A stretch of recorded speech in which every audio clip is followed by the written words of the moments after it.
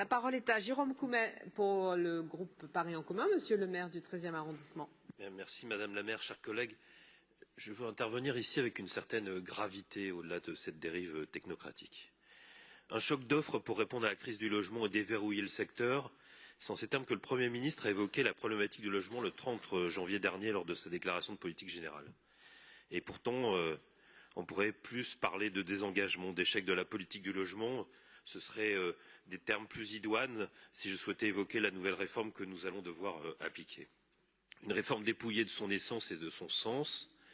Une réforme qui, dans ses objectifs de souplesse, d'optimisation de l'offre, d'une mixité sociale juste et équilibrée, c'est peut-être d'ailleurs la terminologie la plus choquante, n'est qu'un pavé dans la mare qui ne répond malheureusement pas aux enjeux de la question du logement à Paris. Les alertes des acteurs du logement, comme les alertes des élus locaux, de tous bords d'ailleurs, ne sont ni entendus ni écoutés. Rien n'est fait pour désamorcer la bombe sociale qui s'apprête à exploser. Les nouvelles mesures techniques s'imposent à nous. Les lois successives, les couches de réglementation donnent tout au plus l'illusion que l'on se préoccupe du sujet. Et toute cette technocratie, ces dérives, nous déconnectent totalement de la réalité. Et cette réalité qui ne se plie pas aux beaux discours, cette réalité que nous, élus locaux, rencontrons chaque jour dans nos quartiers, cette réalité qui nous écrit, cette réalité qui se déplace quotidiennement en mairie, cette réalité qui attend de ces élus des solutions concrètes. Aujourd'hui, la crise du logement menace l'équilibre de notre société. Elle est présente, elle est violente, je dirais même qu'elle est indécente. Ses conséquences devront être assumées malheureusement collectivement.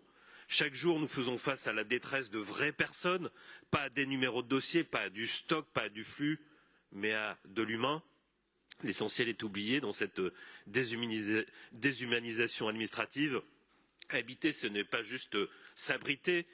Les très nombreuses personnes en attente d'un logement ont droit à se loger et nous, élus, avons le devoir de les faire bien habiter et pourtant, c'est une dépossession systématique qui est face à nous.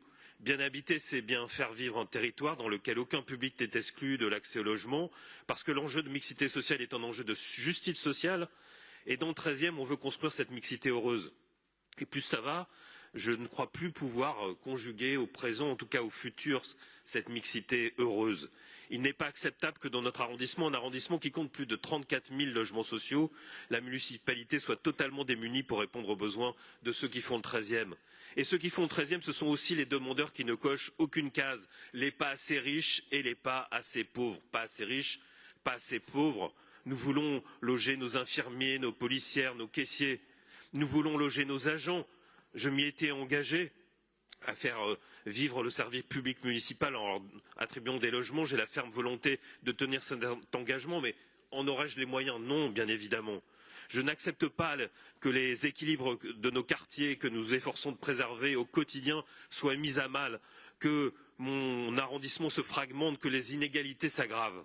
Les catégories de financement des logements ne doivent plus être détournées de leur destination initiale. C'était les propos de Rémi Féraud. Ces pratiques ne sont pas saines et je les condamne fermement.